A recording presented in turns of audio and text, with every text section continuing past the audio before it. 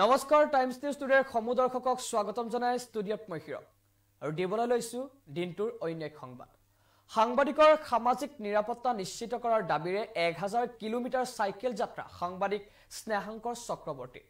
শিৱসাগৰত উপস্থিত হোৱাৰ পাছত সাংবাদিক স্নেহাংকৰ চক্ৰৱৰ্তী শিৱসাগৰৰ সাংবাদিক আৰু দল সংগঠনে আদৰণি জনায়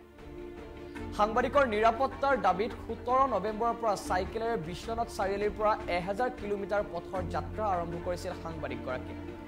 লখিমপুৰ ধেমাজি সদিয়া হৈ কালি নিশা সাংবাদিকগৰাকী উপস্থিত হৈছিল শিৱসাগৰত আজি পুৱাই শিৱসাগৰত অসম বাৰ্তাজীৱী সংঘৰ শিৱসাগৰ জিলা সমিতিৰ লগতে সাংবাদিকসকলে আদৰণি জনায় সাংবাদিকগৰাকী অনুষ্ঠানত নিবন্ধকাৰ ডক্টৰ সব্যসাচী মহন্তৰ লগতে বহু লোক উপস্থিত থাকে আদৰণি অনুষ্ঠানৰ পাছত শিৱসাগৰৰ পৰা পুনৰ যাত্ৰা আৰম্ভ কৰিছে স্নেহাংকৰ চক্ৰৱৰ্তীয়ে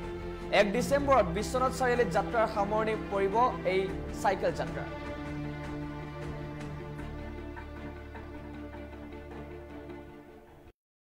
17 নৱেম্বৰত বিশ্বনাথ চাৰিআলিৰ পৰা এই যাত্ৰা আৰম্ভ কৰিছিলোঁ এই যাত্ৰা আৰম্ভ কৰি মই প্ৰথম দিনাখন লখিমপুৰ উপস্থিত হওঁ এনেকৈ এদিনকৈ ৰৈ লখিমপুৰ ধেমাজি ডিব্ৰুগড় হৈ সদিয়া পাওঁগৈ সদিয়া দুদিন থাকি তাৰ পৰা তিনিচুকীয়াৰ পৰা আহি একেবাৰে ডিমৌৰ পিছতে শিৱসাগৰ আজি শিৱসাগৰৰ পৰা যোৰহাটলৈ গৈ আছোঁ যাত্ৰাৰ পথত সাংবাদিক বন্ধুসকলক লগ পাইছোঁ অসম বাৰ্তাজীৱী সংঘই মোক সৰ্বতো প্ৰকাৰে সহায় সহযোগ কৰিছে আৰু অসম বাৰ্তাজীৱী সংঘৰ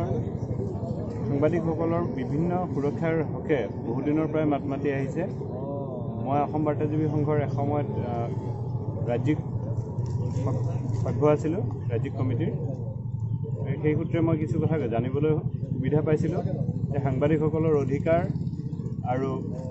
এই ক্ষেত্ৰত থকা আইনসমূহে আমাক কি ধৰণে নিৰাপত্তা দিছে আমাৰ সাংবাদিকসকলৰ ক্ষেত্ৰত মই যিটো লক্ষ্য কৰিছোঁ মানে নিজেও সাংবাদিকতা প্ৰত্যক্ষভাৱে কৰি থকা সময়ত যিটো কথাত লক্ষ্য কৰিছিলোঁ যে সাংবাদিকসকলে